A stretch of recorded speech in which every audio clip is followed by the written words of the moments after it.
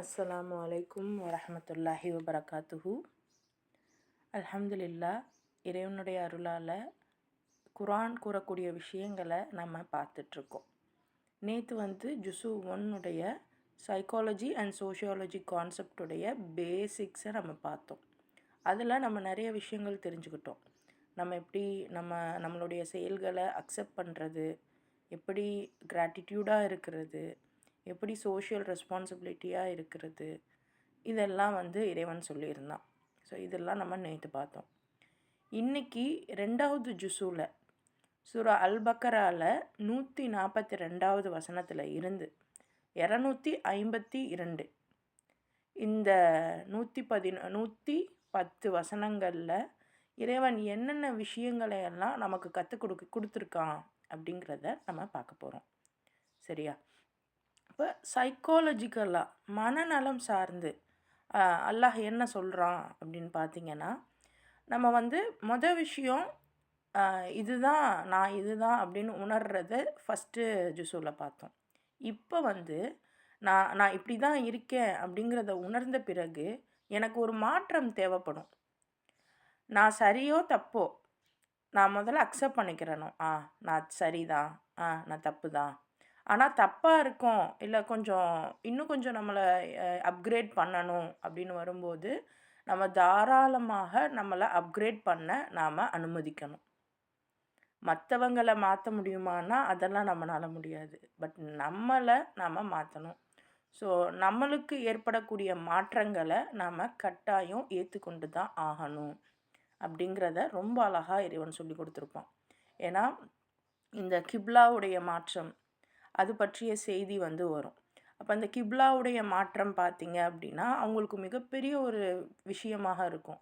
ஏன் இவ்வளோ நாள் இப்படி தானே இருந்துச்சு, இப்போ என்ன நீங்கள் கிப்லாவை இந்த சைடு மாற்றுறீங்க அப்படின்னு கேள்வி எழுப்புவாங்க.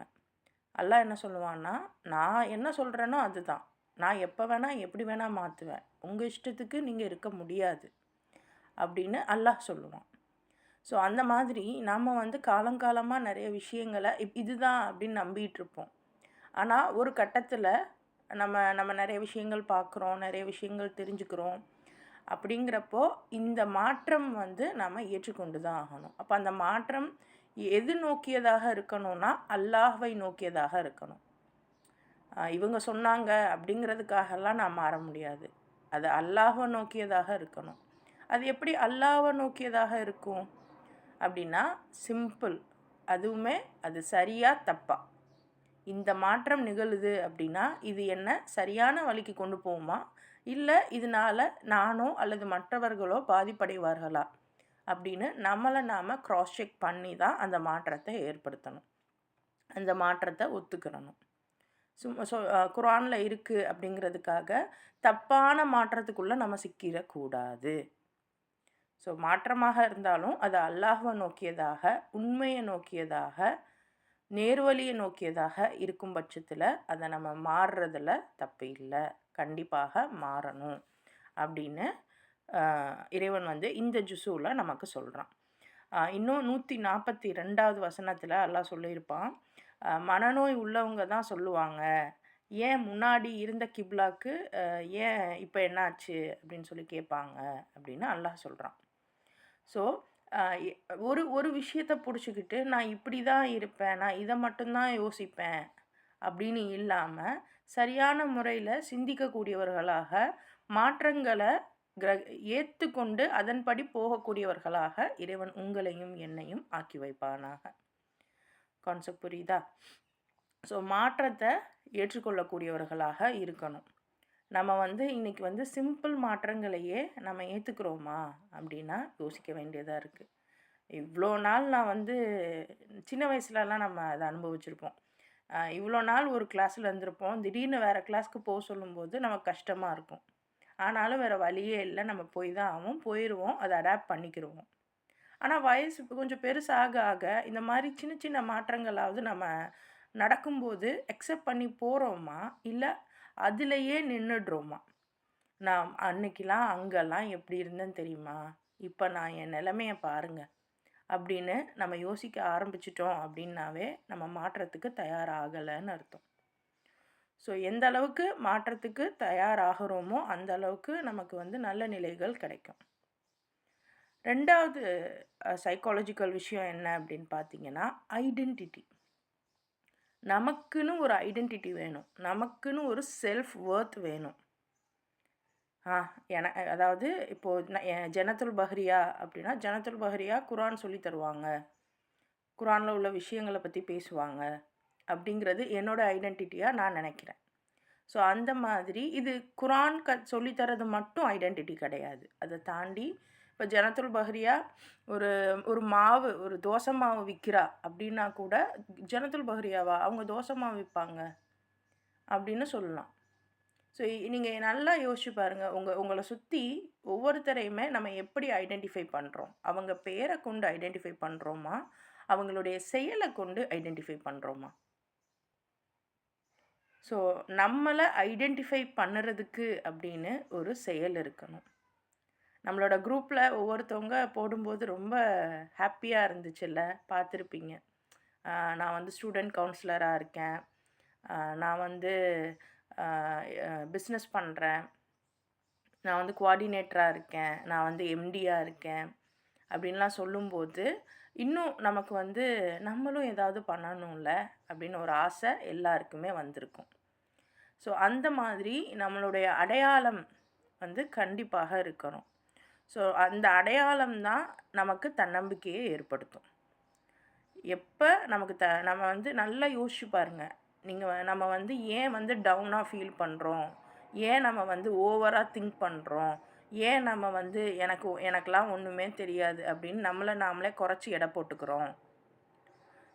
தெளிவாக யோசிங்க.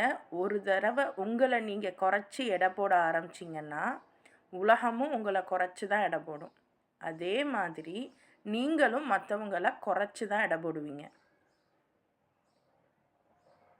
அதே மாதிரி எப்போ உங்களை நீங்கள் உயர்வாக நினைக்க ஆரம்பிக்கிறீங்களோ, உயர்வு மீன்ஸ் ரொம்ப பெருமை கிடையாது, பட் உங்களுடைய அடையாளத்தை நீங்கள் எடுத்துக்க ஆரம்பிக்கிறீங்களோ, அப்போ மற்றவங்களுடைய அடையாளமும் உங்களுக்கு புரிய வரும். எல்லாரையுமே சமத்துவத்தோடு நடத்துவீங்க.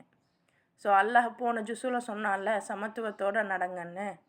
அது எப்போ நடக்கும்னா, நம்மளுடைய அடையாளத்தையும் நம்மளுடைய செல்ஃப் வொர்த்தையும் கண்டுபிடிச்சாதான் மற்றவங்களுடைய அடையாளத்தையும் மற்றவங்களுடைய செல்ஃப் வொர்த்தையும் நாம் புரிஞ்சுக்க முடியும். ஸோ இதில் வந்து இறைவன் வந்து நம்மளை வந்து இன்னும் முக்கியமாக குரானில் அல்லாஹ் சொல்கிறான், உங்களை நான் வந்து நடுநிலையான உம்மத்தாக நியமிச்சிருக்கேன் அப்படிங்கிறான். அப்போ நம்ம தான் மற்றவங்களுக்கு முன்னோடியாக இருக்கணும். அப்போ அந்த அளவுக்கு நான் ஒரு முஸ்லீம், நான் வந்து இறைவனை நம்புகிறேன், இறைவனுடைய விஷயங்களை நான் ஏற்றுக்கிறேன் அப்படின்னு சொன்னால், இறைவன் எனக்கு கொடுத்த இந்த வாழ்க்கையையும் என்னுடைய அறிவாற்றல், என்னுடைய செயல்திறன்கள் எல்லாத்தையுமே நான் நம்பணும். எல்லாத்துலேயுமே நான் கான்ஃபிடெண்ட்டாக இருக்கணும். முதல்ல என்ன நான் கான்ஃபிடெண்ட்டாக உணராமல் மற்றவங்களுடைய கான்ஃபிடெண்ட்டாக என்னால் உணர முடியாது. ஸோ பர்சனலாக நம்மளை நாம் எப்படி பார்த்துக்கிறணும் அப்படிங்கிறத ரொம்ப அழகாக வந்து இறைவன் சொல்லித்தரான். சமத்துவமாக இருக்கணும், நியாயமாக நடந்துக்கிறணும், உலகத்துக்கே நம்ம தான் முன்னோடியாக இருக்கணும். உலகத்துக்கே நம்ம தான் முன்னோடியாக இருக்கணும்னா நம்ம அட்லீஸ்ட் நம்ம குழந்தைங்களுக்காவது இருக்கணும். உங்கள் குழந்த அவளை அறியாமையே உங்களை தான் பார்த்து ரோல் மாடலாக பார்த்து வளர்ந்துகிட்டே இருக்கா. அது இப்போ தெரியலன்னாலும் அவங்க பையனோ பொண்ணோ வளர்ந்து பெருசாக போன பிறகு அவங்க நம்மளை மாதிரி ஸ்டேஜ் வரும்போது அவங்களுடைய செயல் சொல் எல்லாம் பாருங்களேன், உங்களை மாதிரியே இருக்கும். இல்லை நீங்கள் வந்து உங்களுடைய தாய் தந்தையை யோசிச்சு பாருங்கள். இப்போ நீங்கள் உங்கள் தாய் தந்தையர் போல தான் இருப்பீங்க. அப்போது நம்ம இந்த சமூகத்துக்கு வெளியே அனுப்பக்கூடிய நம்மளுடைய குழந்தைகள் நம்மளை பார்த்து தான் இருக்குது. அப்போ நாம் எந்த அளவுக்கு தன்னம்பிக்கையோடையும் இன்னும் வந்து செல்ஃப் வொர்த்தோடையும் இருக்கணும். நான் சொல்கிறது தன்னம்பிக்கைங்கிறது என்கிட்ட இருக்கிறதா நான் நினைக்கிறது. அதுக்குன்னு என்கிட்ட மட்டும்தான் இருக்குது அப்படின்னு நினச்சா அது தற்பெருமைக்கு போயிடும். தற்பெருமைக்கும் தன்னம்பிக்கைக்கும் ஒரு நூல் இலை தான். அந்த நூல் இலையை நாம் தான் கண்டுபிடிச்சி அதுக்குள்ளே ஸ்டேபிளாக நிற்கணும். முன்ன பின்ன கொஞ்சம் வரம்புகளை மீறிட்டாலும் கூட அதை புரிஞ்சதோடு நம்ம அந்த சேஞ்சுக்கு மாறிடணும். நம்ம கொஞ்சம் ஓவராக போகிறோம் அப்படின்னு உணரும் போதே மாற்றிக்கிறணும். அவ்வளோதான். எல்லாருமே அதனால தான் அல்லாஹ் நம்மளை மன்னிக்கிறேன் மன்னிக்கிறேன்னு 1000 தடவை சொல்கிறான். ஸோ இதுலேயுமே சூரா பக்கரால 143வது வசனம் பார்த்தீங்க அப்படின்னா, நாங்கள் உங்களை நடுநிலை சமூகமாக ஆக்கியுள்ளோம் அப்படின்னு அல்லாஹ் சொல்லுவான். ஸோ அந்த நடுநிலை சமூகம்ங்கிறத நான் சொன்னேன் இல்லையா, தற்பெருமைக்கும் தன்னம்பிக்கைக்கும் நடுவில் இருக்கணும். இது எல்லாத்துலேயுமே எங்கேயுமே நம்ம எக்ஸ்ட்ரீமிஸ்டாக இருக்கக்கூடாது. ஒரு ஒரு எல்லாருக்கும் பொதுவாக நடுநிலையாக இருக்கணும். சரியா?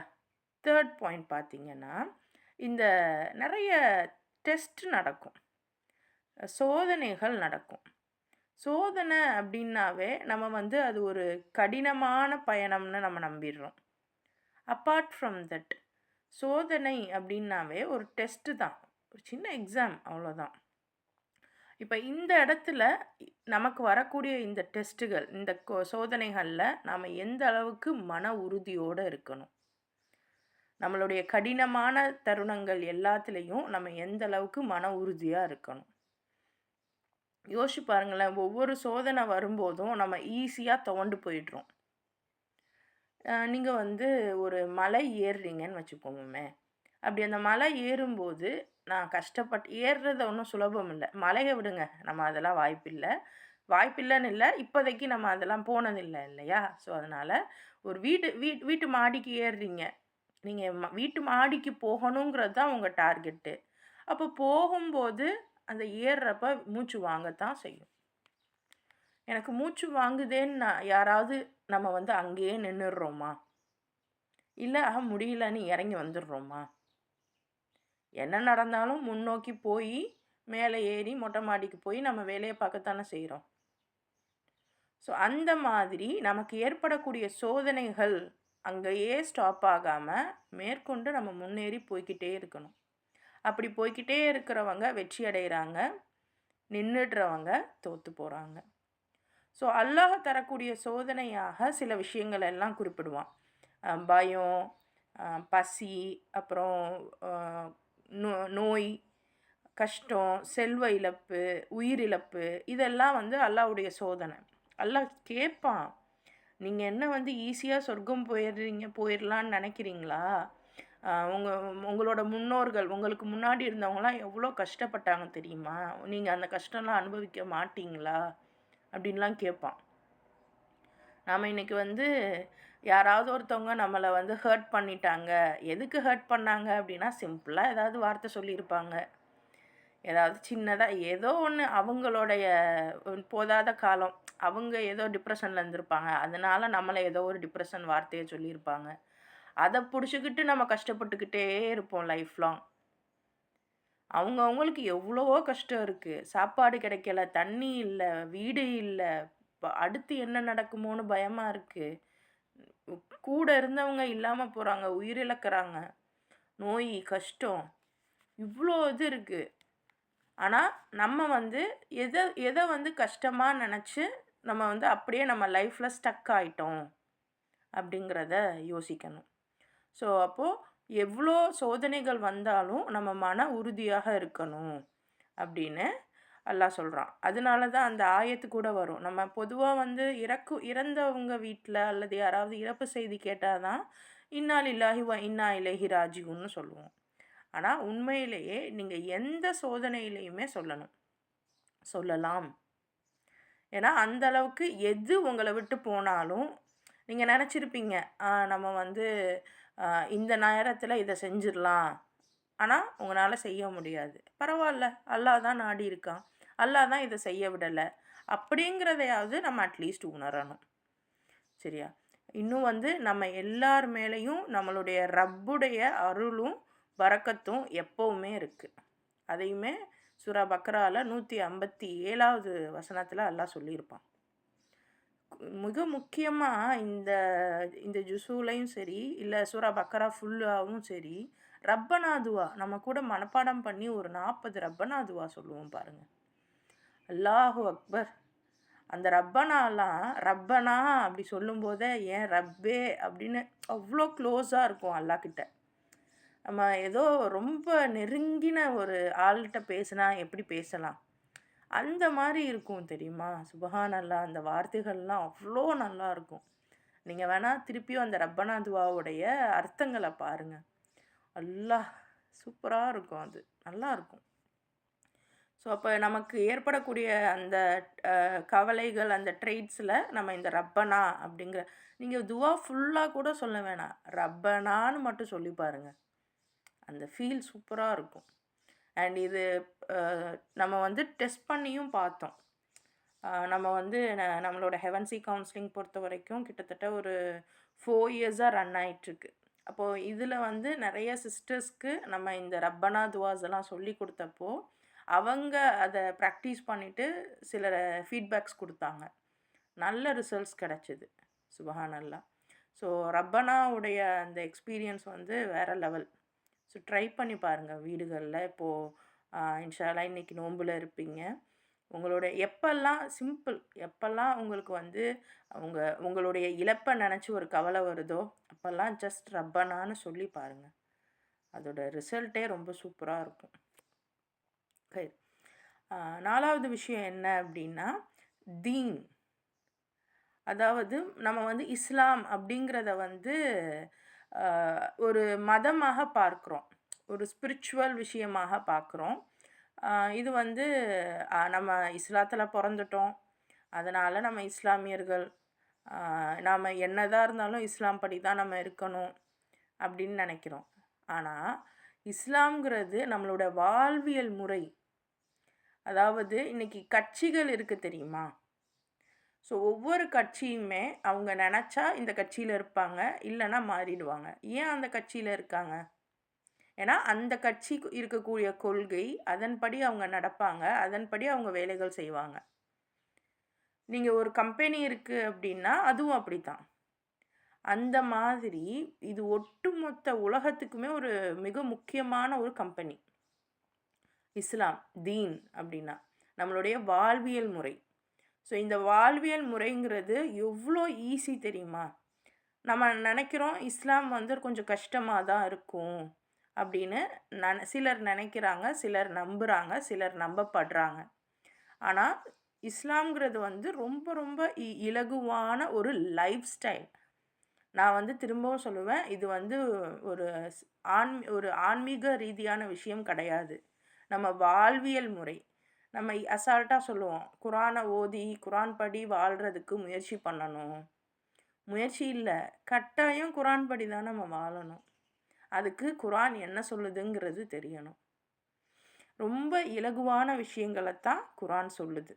நம்ம மிக முக்கியமா மன அழுத்தத்தோட நம்ம இருக்கோம் அப்படின்னாவே, நம்ம இஸ்லாத்துடைய லைஃப் ஸ்டைல்ல இல்லன்னு அர்த்தம். எனக்கு மன அழுத்தம் இருக்கு அப்படின்னா, இஸ்லாமுடைய அதாவது அல்லாஹ் சொன்ன முறைப்படி, இயல்பான, இயற்கையான விஷயங்கள் நம்ம செய்யும்போது, நமக்கு மன அழுத்தமே வராது.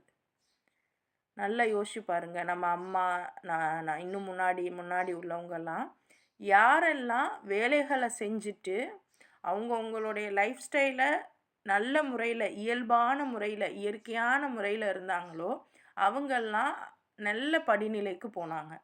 ஆனா, யாரெல்லாம் சும்மாவே இருந்தாங்களோ, யாரெல்லாம் ஒண்ணுமே பண்ணாம, அவங்களுக்கான அடையாளமே இல்லாம, அவங்களுக்கு போனது போயிருச்சுன்னு வருத்தப்பட்டுக்கிட்டே இருந்தாங்களோ, அவங்கலாம் அடுத்த நிலைக்கு போகவே இல்ல. ஸோ, லைஃப் ஸ்டைல் இஸ்லாம் அப்படிங்கிற இந்த லைஃப் ஸ்டைல் வந்து ரொம்ப ஈஸியானது. அத ஃபாலோ பண்றதுக்கு ரொம்ப ஈஸியானது தான் அப்படிங்கிறதையும் சொல்றான். இன்னும் அந்த 186வது வசனம் சூரா அல் பக்கரால, என் அடியார்கள் என்னை பற்றி உன்னிடம் கேட்டால், நிச்சயமாக நான் அருகிலேயே இருக்கிறேன் அப்படின்னு சொல்லுங்க அப்படின்னு அல்லாஹ் சொல்றான். ஸோ, என் ரப்பு என் பக்கத்துல இருக்கான்.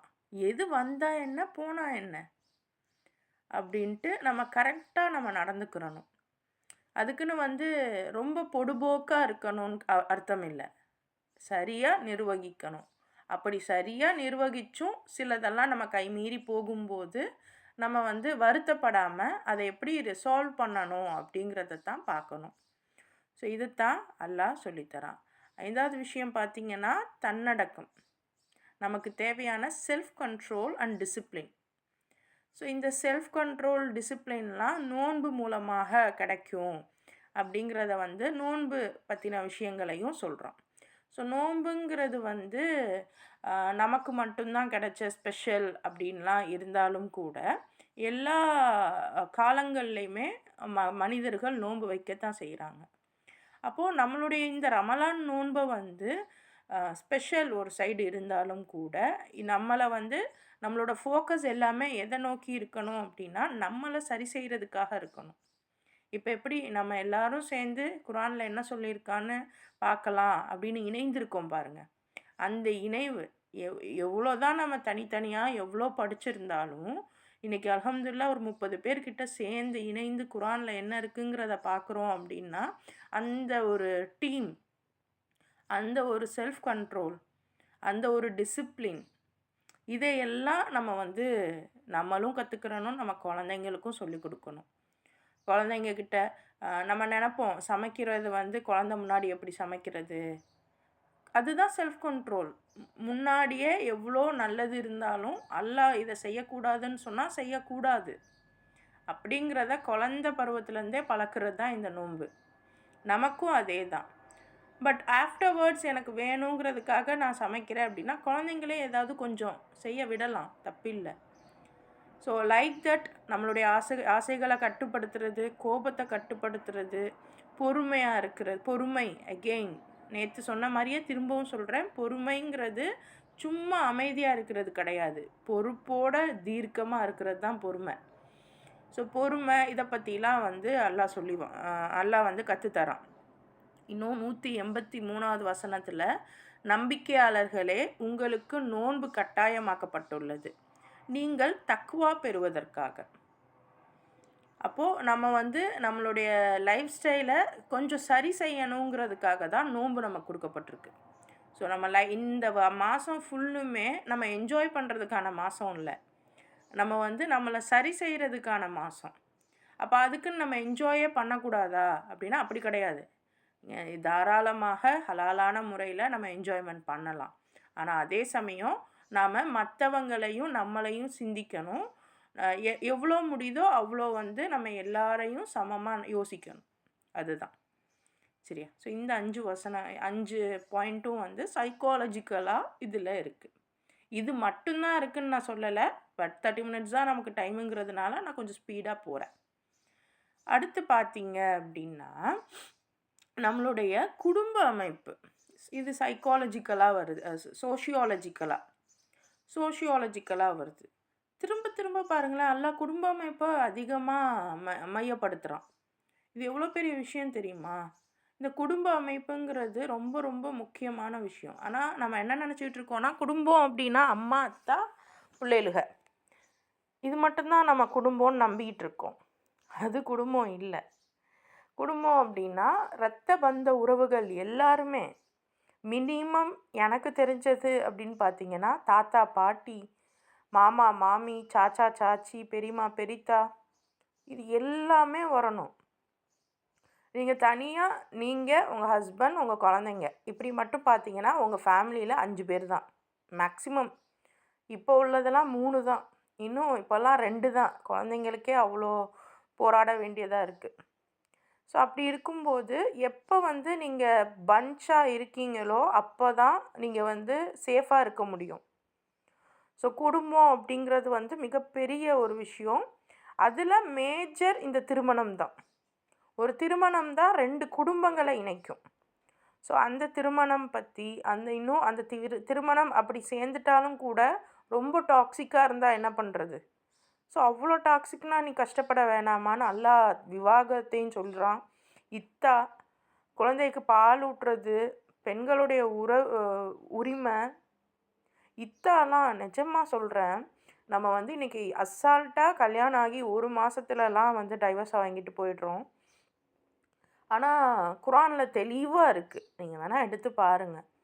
நீங்கள் வந்து ஒரு தடவை தலாக் சொல்லணுன்னாலே, இப்போ எனக்கு இந்த பொண்ணு வேணாம் அப்படின்னு நினச்சிட்டிங்கன்னா, இன்றைக்கி நினைக்கிறீங்கன்னா 4 மாதம் சென்று தான் நீங்கள் அப்ளையே பண்ண முடியும்.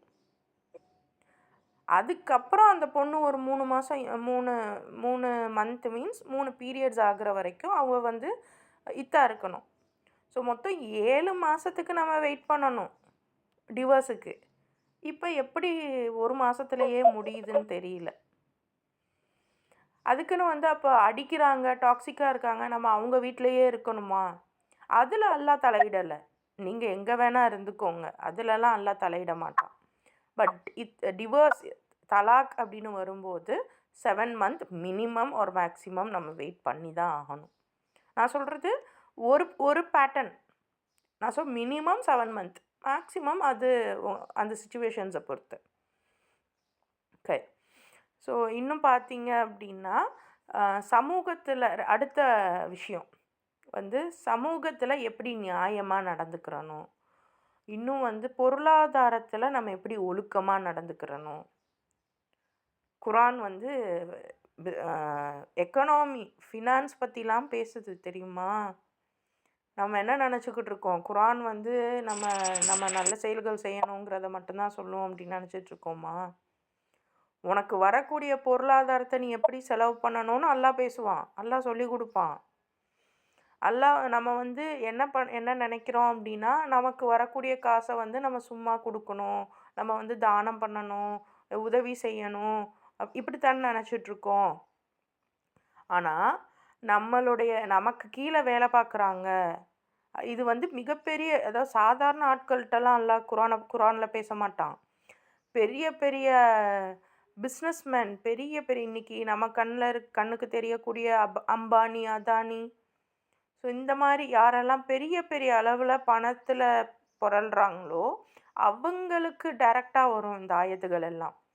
ஸோ உங்களுடைய இப்போ ஜக்காத்தே பாருங்களேன், சிம்பிளாக எவ்வளோ பெரிய ஆட்களாக இருந்தாலும் அவங்க என்ன பண்ணுவாங்க, ஜக்காத்தை வேறு ஆட்களுக்கு தான் தருவாங்க.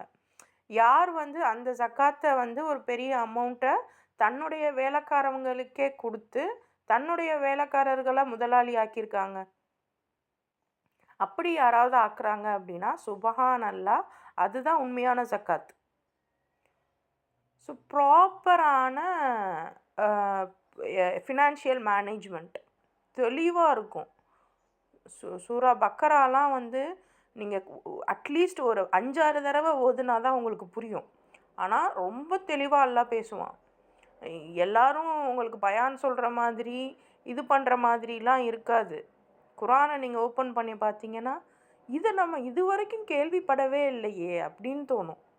அந்த அளவுக்கு மிகவும் நுணுக்கமான விஷயங்களை அல்லாஹ் பேசுவான்.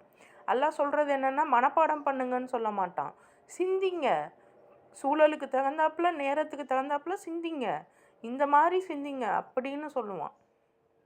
அவ்வளோ பெரிய விஷயம் இருக்குது இதில். இதெல்லாம் நமக்கு தெரியாததுனால தான் குரானில் நமக்கு நம்மளுடைய என்ன சொல்கிறது, மனம் சார்ந்த விஷயங்களை மட்டுமே நோக்கி போகிறோம். வாழ்வியல் சார்ந்த விஷயங்கள் பலது இருக்குது. அதை நம்ம புரிஞ்சுக்கிட்டோம் அப்படின்னா உண்மையை நம்ம புரிஞ்சுக்க முடியும். அடுத்த கான்செப்ட் என்ன அப்படின்னு பார்த்தீங்கன்னா, நம்மளுடைய உணவு சார்ந்த விஷயங்கள், அதில் ஹலாலான விஷயங்கள் அதை பற்றிலாம் பேசியிருப்பான். சமூக ஒழுக்கம், நம்ம வந்து சமூகத்தில் எப்படி ஒழுக்கத்தோடு இருக்கிறது, அண்ட் ஆல்சோ உணவுலையுமே ஹலால் ஹராம்ன்றதை மென்ஷன் பண்ணாலுமே வேறு வழியே இல்லை, உங்களுக்கு உங்களுடைய சிச்சுவேஷன் காரணமாகவோ அல்லது அல்லாவுக்கு மாறு செய்யணும் அப்படிங்கிற எண்ணம் இல்லாமல், அதாவது அல்லாவை மறுக்கணும்னு இல்லாமல் உங்களுக்கு தெரியாமல் இந்த மாதிரி, அதாவது சிச்சுவேஷன் ரீதியாக நீங்கள் ஏதாவது ஹராமான விஷயங்களை நீங்கள் உண்டாலும் கூட அல்லாஹ் வந்து மன்னிக்கக்கூடியவனாக இருக்கான்னு தான் சொல்லுவாங்க. ஸோ உணவு அப்படிங்கிறது வந்து எந்த அளவுக்கு பேலன்ஸ்டாக இருக்கணுங்கிறத வந்து அல்லாஹ் சொல்லுவான். சமூகத்தில் நம்ம எப்படி ஒழுக்கத்தோடு இருக்கணும் அப்படிங்கிறதையும் சொல்லுவான். இன்னும் பார்த்திங்கன்னா அடுத்த கான்செப்ட் என்ன அப்படின்னா, நம்ம எப்படி வந்து ரொம்ப கரேஜாக இருக்கணும், எப்படி சமூகத்தை பாதுகாக்கணும், தைரியத்தையும் சமூக பாதுகாப்பையும் அல்லாஹ் இங்கே பேசுகிறான். நாம் வந்து நம்ம வீட்டு ஆண்களை இப்போது யோசிச்சு பாருங்களேன், ஏதோ ஒரு பிரச்சனை சண்டை நடக்குது அப்படின்னா அந்த சண்டையில் எதுக்கு நம்ம கலந்துக்கிட்டு வாங்க இப்படி அப்படின்னு தான் சொல்லுவோமே ஒழிய, மக்களுக்காக நீங்களும் போய் சண்டை போடுங்க அப்படின்னு நம்ம யாரையுமே அனுப்ப மாட்டோம். அதே மாதிரி தான் நம்ம குழந்தைங்களையுமே. பிரச்சனை அப்படின்னா அங்கேருந்து ஓடி வந்துருன்னு தான் நம்ம இது பண்ணுறோம். ஆனால் குரான் வந்து ரொம்ப அழகா சொல்லும். இந்த ஒரு சின்ன பையன்தான். நீங்கள் அந்த ஜாலூத்தோடைய வரலாறுலாம் பார்த்தீங்க அப்படின்னா, அவன் ரொம்ப கொடுங்கோலனான ஆட்சியாளனாக இருப்பான். ஒரு சின்ன பையன். அந்த நம்ம சொல்லுவோம்ல, எனக்கு தெரிஞ்சு அதுக்கு பேர் கவுட்டா பில்லுன்னு சொல்லுவோம். ஒரு சின்ன குறி வச்சு அடிக்கிற கல் வச்சு அடிப்பாங்கள்ல, சின்ன பிள்ளைகளுங்க விளையாடுவோம்ல, அதை வச்சு வீழ்த்துவான் சின்ன பையன். இதை வந்து அல்லாஹ் குரானில் ஏன் சொல்கிறான்? அப்போ நம்ம குழந்தைங்கள நம்ம எப்படி வளர்க்குறோம்? ஸோ சமூக பாதுகாப்புக்கு நம்ம என்ன பண்ணணும் அப்படிங்கிறது, அந்த சோஷியல் ரெஸ்பான்சிபிலிட்டியை வந்து குரான் வந்து அள்ளி அள்ளி தெளிக்கும். சோஷியல் ரெஸ்பான்சிபிலிட்டி அவ்வளோ இருக்குது. ஸோ சமூக பாதுகாப்பு பற்றிலாம் அல்லாஹ் வந்து சொல்லி தருவான். இன்னும் வந்து நம்மளுடைய ஈமானையும் அதனால் ஏற்படக்கூடிய செயல்களையும் வந்து இறைவன் வந்து காமிப்பான், சொல்லியிருப்பான். ஸோ வந்து ஈமான் அப்படிங்கிறது வந்து நான் வாயால் சொல்கிறது மட்டும் கிடையாது. நம்ம நம்ம எதை நம்பி எதைப்படி செயல்பட்டு இருக்கோமோ அதுதான் ஈமான். ஸோ ஈமானுடைய ப்ராப்பர் நம்ம சொல்கிறோம், நான் லா இலாஹ இல்லல்லாஹு முஹம்மது ரசூலுல்லா சொல்லிட்டேன், அப்போ நான் ஈமான் கொண்டுட்டேனா? தெரியாது. அல்லாஹ் சொன்ன விஷயங்களை நான் தெரிஞ்சுக்கிட்டு அதன்படி நான் எப்போ நடந்துக்க ஆரம்பிக்கிறேனோ அப்போ தான் உண்மையான ஈமான். நான் இவ்வளோ நாள் இப்படி தான் இருந்திருப்பேன், இவ்வளோ நாள் நான் என்னை பற்றி யோசிச்சே இருந்திருக்க மாட்டேன், மற்றவங்களையும் பெருசாக நினச்சிருக்க மாட்டேன். ஆனால் இன்னைக்கு அல்லாஹ் சொல்லியிருக்கான், அல்லாஹ் என்ன தைரியமாக இருக்க சொல்லியிருக்கான், மற்றவங்களையும் வந்து மோட்டிவேட் பண்ண சொல்லியிருக்கான், மற்றவங்களையும் நல்ல நிலையாக அவங்களுடைய செல்ஃப் ஒர்த்தையும் பார்க்க சொல்லியிருக்கான். அப்படின்னு நம்ம மாறுறோம் பாருங்க, அதுதான் ஈமான். நம்மளுடைய அந்த நோக்கத்துக்காக மாறுறோம்ல, அதுதான் ஈமான்.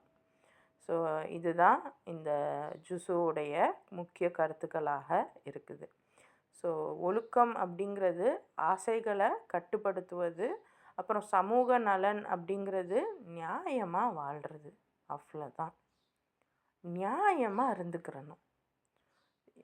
எல்லாத்துலேயுமே நம்ம போய் ஒருத்தவங்கள்ட்ட போய் ஃபத்வா கேட்க முடியாது. நம்ம சுச்சுவேஷன் நமக்கு தான் தெரியும். ஸோ உங்கள் சுச்சுவேஷனில் உங்களுக்கு சாதகமாக இன்னொருத்தவங்களுக்கு பாதகமாக வருது அப்படின்னா அந்த இடத்துல கொஞ்சம் வேறு வழியே இல்லைன்னாலும் கொஞ்சம் நம்ம வந்து அவங்களுக்கு தகுந்த மாதிரி நம்ம மாறுறோம்ல, அதுதான். அந்த புரிதல் தான் வேணும். இதைத்தான் அல்லாஹ் சொல்கிறான். ஸோ அல்ஹம்துலில்லாஹ், இந்தந்த விஷயங்கள் எல்லாம் உங்களுக்கு புரிஞ்சிருக்கும்னு நான் நம்புகிறேன். இன்ஷா அல்லாஹ் ஜுஸு 3 நாம் நாளைக்கு பார்க்கலாம். சரியா? இன்றைக்கி என்ன கற்றுக்கிட்டீங்க? யாராவது மைக் ஆன் பண்ணி சொல்லுங்கள் பார்ப்போம், அல்லது உங்கள் ஃபீட்பேக் சொல்லுங்கள் பார்ப்போம். அஸ்ஸலாமு அலைக்கும். வலைக்கும் சலாம். இன்னைக்கு ஜூஸ் செகண்ட்ல வந்து நம்ம பார்த்தது வந்து சேஞ்சஸ்க்கு நம்ம தயாராகணும்னு சொல்லி பார்த்துருக்கோம். அதே மாதிரி நம்மளுடைய ஐடென்டிட்டியை வந்து நம்ம கிரியேட் பண்ணணும். யாரையும் ஜட்ஜ் பண்ணக்கூடாது, நம்மளையும் ஜட்ஜ் பண்ணக்கூடாது, மற்றவங்களையும் ஜட்ஜ் பண்ணக்கூடாது. we have to think wisely and act wisely சொல்லியிருக்கீங்க. அதுக்கப்புறம் வந்து அல்லாஹ் சொல்லியிருக்கோம், நடுநிலையான உம்மத்தாக ஆக்கியிருப்போம்னு சொல்லி அல்லாஹ் சொல்லியிருக்கான். ஸோ வந்து சமத்துவமா நம்ம வந்து நம்ம வாழ்க்கையை வந்து எடுத்துட்டு போகணும். ஸோ அப்புறம் பார்த்தீங்கன்னா நம்மளுக்கு நெக்ஸ்ட் வந்து சோதனைகளை பத்தி சொல்லியிருக்கீங்க. சோதனை வந்து எந்தெந்த விதத்துல வரும்னா, பயம், பதட்டம், நோய், வறுமை, இந்த மாதிரியான ஒரு இதுல வந்து நம்மளுக்கு சோதனைகள் வரும். அந்த சோதனையை வந்து நம்ம கொஞ்சம் இது பண்ணிட்டு நம்ம வந்து முன்னேறி போகணும். ஸோ அதுக்கான நம்ம வந்து கவலை வந்து படாம அல்லாஹ் கிட்ட வந்து நம்ம வந்து நம்மளுடைய இதை வந்து எடுத்துட்டு போய் வைக்கணும். ஸோ எந்த சோதனை நம்மளுக்கு வந்தாலும் இன்னா லில்லாஹி வ இன்னா இலைஹி ராஜிஊன் சொல்லிட்டு அல்லாஹ் கிட்ட வந்து நம்ம வந்து நம்மளுடைய கஷ்டத்தை வந்து வைக்கணும்னு சொல்லியிருக்கீங்க. நெக்ஸ்ட் தீன்றது என்னன்னு சொல்லியிருக்கீங்கன்னா, ஒரு இஸ்லாம்ன்றது வந்து நம்மளுடைய வாழ்வியல் முறைன்னு சொல்லியிருக்கீங்க. ஸோ ஒருத்தவங்க வந்து மன அழுத்தத்துல இருந்தாங்கன்னா அவங்க இஸ்லாத்தை வந்து பேணலன்றதுதான் அர்த்தம். இது சொல்லியிருக்கீங்க. நெக்ஸ்ட் வந்து இத வந்து நம்ம இந்த மன அழுத்தத்துல இருந்து நம்ம வெளியில வரணும்னா, we have to follow the Quran hadith. Okay. Next தன்னடக்கம். ஸோ நம்ம uh self control, self discipline அதெல்லாம் வந்து எடுத்துட்டு வரணும். இதெல்லாம் எப்படி எடுத்துட்டு வருவோம்னா, நம்ம நோன்பு வச்சு தான் வந்து நம்ம அத எடுத்துட்டு வருவோம். இதுல வந்து நம்மளுடைய நஃப்ஸ வந்து கண்ட்ரோல் பண்ணுவோம். நம்ம ஜகாத் குடுப்போம். நல்ல விஷயங்கள பார்ப்போம். நல்ல விஷயங்கள கேட்போம். நல்ல விஷயத்த செய்றதுக்கு நம்ம we will try our best. So இதுல வந்து நம்மளுடைய ஆசைய கட்டுப்படுத்தணும், கோவத்த கட்டுப்படுத்தணும், பொறுமையா இருக்கணும். ஸோ நோம்புன்றது வந்து ஒரு மண்டேட்ரியான ஒரு இது. எதுக்காகன்னா, தக்வா அடையறதுக்கு இது ஒரு வழி அமைக்கும். நெக்ஸ்ட் சோசியோலாஜிக்கல் பார்த்தீங்கன்னா, குடும்ப அமைப்ப பத்தி சொல்லியிருக்கீங்க. அ குடும்ப அமைப்புன்றது நியூக்ளியர் ஃபேமிலி மட்டும் கிடையாது.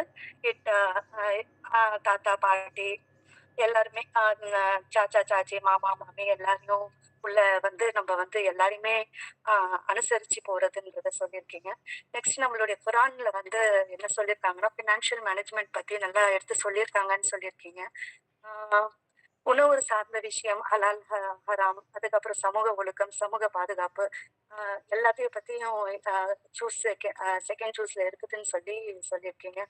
நெக்ஸ்ட் ஈமான்றது என்னதுன்னா, ஒரு நல்ல நோக்கத்துக்காக நம்ம மாறுவது தான் வந்து ஈமான்.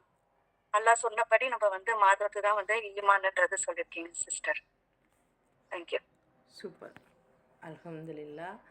சூப்பர் செம்ம. ஒரே இதாக சொல்லிட்டாங்க. அல்ஹம்துலில்லாஹ்.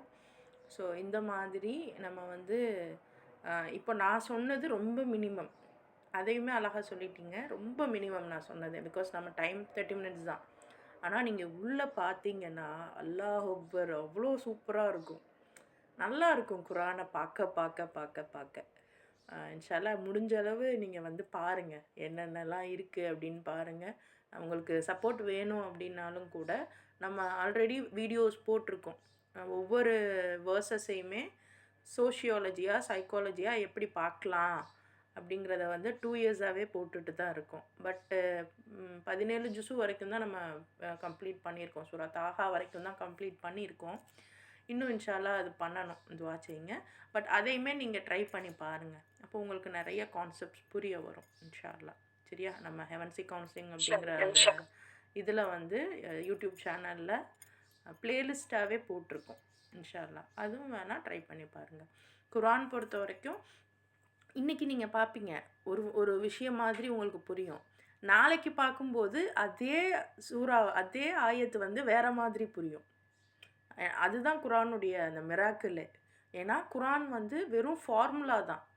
அதை எப்படி அப்ளை பண்ணணுங்கிறது தான் நம்மளுடைய ஹிக்மத். ஸோ இன்ஷால்லா ட்ரை பண்ணுங்கள். பிகாஸ் அந்த சுவை தெரியுது. அதனால தான் அதே ஹாப்பினஸோடு என்னால் உங்களுக்கு சொல்ல முடியுது. அவ்வளோ சுவையாக இருக்கும். அவ்வளோ பிரமிப்பாக இருக்கும் குரானு. அந்த அர்த்தங்கள் எல்லாம். நான் வந்து அந்த அர்த்தம் முழுசாக நான் கற்றுக்கிறனோ அப்படின்லாம் நீங்கள் படிக்க வேணாம். அப்படியே கொஞ்சமாக நிதானமாக படித்து பாருங்கள். அவ்வளோ அல்லாஹ் அக்பர் அவ்வளோ நல்லாயிருக்கும் இன்ஷா அல்லாஹ். சரியா? வேறு யாராவது ஏதாவது சொல்லணுமா? ஏதாவது டவுட்ஸ் ஏதாவது இருக்கா? சிஸ்டர் ஒரு டவுட். இப்போ இந்த மந்த்துக்கு இந்த மாதிரி கிளாஸஸ் ஆஃப்டர் இந்த ரமலான் அப்புறம் எப்படி முடியுங்களா? இப்போ இல்லை, உங்கள் வாய்ஸ் ரொம்ப கீழே இருக்கு.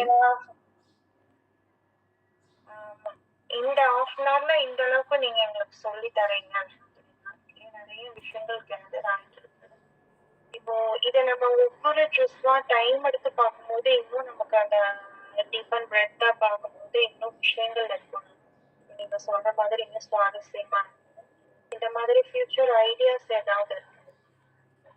ஆமாம் ஃப்யூச்சரில் இன்ஷா அல்லாஹ் குரான். ஏன்னா நிறைய சைக்காலஜிக்கல் இதெல்லாம் இருக்குதான், நிறைய கிளாஸஸ் இருக்குதான். பட் குரான் முழுசாக வச்சுட்டு குரானை வச்சு பெரிய கிளாஸஸ் நான் இது வரைக்கும் பார்க்கல. ஸோ முடிஞ்ச அளவு அது குரானை மட்டுமே வச்சுட்டு நம்ம என்ன கொடுக்கலாம் அப்படின்ற பிளான் இருக்குது. பெரிய பிளானுமே இருக்குது. இதுக்கு முன்னாடியுமே 3 இயர்ஸாக நம்ம பண்ணிட்டு தான் இருக்கோம். பர்சனாலிட்டி டெவலப்மெண்ட், இன்னும் வந்து தெரபிக் செஷன்ஸ் எல்லாமே நம்ம பண்ணிகிட்ருக்கோம். அல்ஹம்துலில்லாஹ் கிட்டத்தட்ட ஒரு 25 சிஸ்டர்ஸ் வரைக்கும் இப்போ கரண்ட்லி அவங்களுக்குன்னு ஒரு ஐடென்டிட்டி எடுத்துட்டு நல்லா பண்ணிகிட்ருக்காங்க. அது அவங்களுக்குன்னு ஒரு ஒர்க். அந்த ஒர்க் வந்து இறைவனுக்காக நான் பண்ணுறேன் அப்படின்னு பண்ணிகிட்ருக்காங்க. அப்பார்ட் ஃப்ரம் தட் குரான எல்லாருக்கும் கொண்டு போய் சேர்க்கணும். புரியிற அளவுக்கு சேர்க்கணுங்கிறது நம்ம நியத்தாக இருக்குது. அஸ்ஸலாமு அலைக்கும் சிஸ்டர். அது எந்த குரூப்ல இருக்கு நீங்க சொல்றது? இல்லை, இதெல்லாம் நாங்கள் அவங்க சொல்லிக் கொடுக்குறது? பண்ணிக்கிட்டு இருக்கோம். இதெல்லாம் நம்ம 4 இயர்ஸாக பண்ணிகிட்ருக்கோம். ஹெவன்சி கவுன்சிலிங்கிறதுல ஜன்னத்துல் பஹ்ரியா நானும் ஆமினா பீவிங்கிற பொண்ணும் பண்ணிகிட்டு இருந்தோம். இப்போ வந்து இது அது ஒரு தனி மட்டும் குரூப்பாவா? இந்த இந்த இதில் தான் அது இருக்கு. குரூப் வச்சு நடத்துறீங்களா சிஸ்டர்? ஆமாம் ஆமாம் ஆமாம். பட் இப்போதைக்கு இந்த டைமில் இந்த குரூப்பில் தான் இந்த ரமதான் சீரீஸ், ஹெவன்சி ரமதான் சீரீஸ்ன்னு இருக்கு இல்லையா, இந்த குரூப்பில் மட்டும்தான் நம்ம இந்த கிளாஸ் மட்டும்தான் எடுத்துகிட்ருக்கோம். நீங்கள் இதிலே ஸ்டே டியூன்டாக இருங்க. ஹெவன்சி கவுன்சிலிங் அப்படிங்கிற அந்த இன்ஸ்டியூட்லேயே டியூன்டாக இருங்க. மேலும் மேலும் வரக்கூடிய இதை வந்து நான் இன்ஷால்லா உங்களுக்கு ஷேர் பண்ணுறேன். சரியா? இப்ப அந்த குரூப் லிங்க்கும் இருக்கு இல்லையா? ஆமா. அந்த இதுலயும் ஜாயின் பண்றவங்க ஜாயின் பண்ணலாமா? இந்த போஸ்டரை பார்த்து நீங்கள் வந்திருப்பீங்க இல்லையா, அதுலேயே குரூப் லிங்க் இருக்குது. அந்த லிங்க்கில் அந்த குரூப்பில் நீங்கள் ஜாயின் பண்ணிக்கோங்க. அப்போ நாங்கள் சொல்கிற இனி ஃப்யூச்சரில் வரக்கூடிய பிளான்ஸ் இது எல்லாமே உங்களுக்கு வந்து கிடைக்கும். அடுத்து என்ன செஷன்ஸ் இருக்குது அப்படிங்கிறதெல்லாம் கிடைக்கும். என்னோட பேர் ஜன்னத்துல் அது எப்படிங்க பஹ்ரியா. சிஸ்டர்? ஃப்ரீயா இல்ல பெய்ட் கோர்ஸா? நிறைய விஷயங்கள் ஃப்ரீ கிளாஸஸாகவும் இருக்கும். சில விஷயங்கள் பெய்டு கோர்சஸாகவும் இருக்கும். ரெண்டுமே இருக்கும். ஓகே. எனக்கு பெய்ட் கோர்ஸ் இருந்தா சில பேருக்கு வந்து முடியாதுமாங்க. இல்ல அதுதான். இது நான் வந்து அதுக்காண்டி பெய்டு போடலையே. அதான் சொல்றேன். எனக்கு புரியும். அதனால தான் பார்த்துட்டு நான் வந்து இது பண்ணிப்பேன். ஸோ அதெல்லாம் இருக்குது இன்ஷால்லா. ஃப்யூச்சரில் நம்ம இது பண்ணுவோம். பட் குரானை எல்லாருக்கும் கொண்டு போகணுங்கிறது நியத். அது இருக்கும் கண்டிப்பா. இன்ஷால்லா இருக்கும். ஸோ ஹெவன்சி கவுன்சிலிங்கிற அந்த யூடியூப் சேனல்லையும் கூட இதுக்கு முன்னாடி ஒரு 600 வீடியோஸ் இருக்குது. ஸோ அதுவும் கூட நீங்கள் ரெஃபர் பண்ணலாம் இன்ஷால்லா. நீங்க இப்ப 1/2 hour வந்து டைம் எடுத்து சொல்லி கொடுக்குறீங்க, இந்த கிளாஸ் வச்சிருக்கீங்க. அதே வந்து கூட ஒரு 1/2 hour போட்டு 1 hour வச்சு கிளாஸ் எடுக்கலாம்ல சிஸ்டர்? இல்லைம்மா, அதாவது நாங்கள் 3 மணி நேரம் கிளாஸ் எடுத்த காலம்லாம் உண்டு. பட் இப்போ ஏன் நான் 30 மினிட்ஸ் மட்டும் வைக்கிறேன்னா, எல்லாருக்கும் இந்த டைமிங் செட் ஆக மாட்டேங்குது. சிலர் வந்து வேலை இருக்குது அப்படிங்கிறாங்க. ஸோ 30 மினிட்ஸ் அப்படிங்கிறப்போ உங்களால் ஈஸியாக அஃபோர்ட் பண்ண முடியும். இந்த 30 நிமிஷத்துக்குள்ளே நம்ம இதை கற்றுக்கிறணும் அப்படின்ற ஒரு ஆர்வத்தோடு வருவீங்க. அந்த ஒரு இதுக்காகத்தான் 30 மினிட்ஸ் நம்ம சொல்லியிருக்கோம். உங்களுக்கு அந்த ஆர்வம் க்ரியேட் பண்ணுறது தான். இப்போ இன்னும் நீங்கள் தேடுங்க. நீங்கள் குரானை ஓப்பன் பண்ணி இவங்க இதெல்லாம் சொன்னாங்களே இருக்கா அப்படின்னு பாருங்களேன். ஒரு நல்ல ஒரு கேம் மாதிரி இருக்கும் இன்ஷால்லா. பாருங்க, நல்லா இருக்கும். குரான்லாம் நான் இன்ஃபேக்ட் குரான் வந்து நைட்டு ஒரு 8:30 to 9:30 குழந்தைங்களுக்கு நான் எடுத்துகிட்ருக்கேன். குழந்தைங்களுக்கு குரானை அண்டர்ஸ்டாண்ட் பண்ணுற குரான் தர்ஜுமா எடுத்துகிட்ருக்கேன் பெய்டில். அது போயிட்டுருக்கு. ஸோ அந்த மாதிரி நிறைய நம்ம பண்ணிகிட்ருக்கோம். நீங்கள் யூடியூப்பில் பார்த்தீங்கன்னா என்னெல்லாம் பண்ணணுங்கிற ஒரு ஐடியா உங்களுக்கு கிடைக்கும் இன்ஷால்லா. அண்ட் வேறு என்ன டவுட்டாக இருந்தாலும் கூட நீங்கள் எனக்கு என்னோடய நம்பருக்கு நீங்கள் மெசேஜ் போடுங்க, வாட்ஸ்அப் பண்ணுங்கள். நான் உங்களுக்கு ஆன்சர் பண்ணுறேன். சரியா? ஓகேம்மா. ஓகே, அல்ஹம்துலில்லா. ஓகே, இன்ஷால்லா நம்ம நாளைக்கு சந்திப்போம். ஓகே, அல்ஹம்துலில்லா. அஸ்ஸலாமு அலைக்கும் வரஹ்மத்துல்லாஹி வபரகாத்துஹு. வலைக்கும் சலாம். துஆ செய்யுங்க எல்லாரும். இன்ஷால்லா. அல்ஹம்துலில்லா.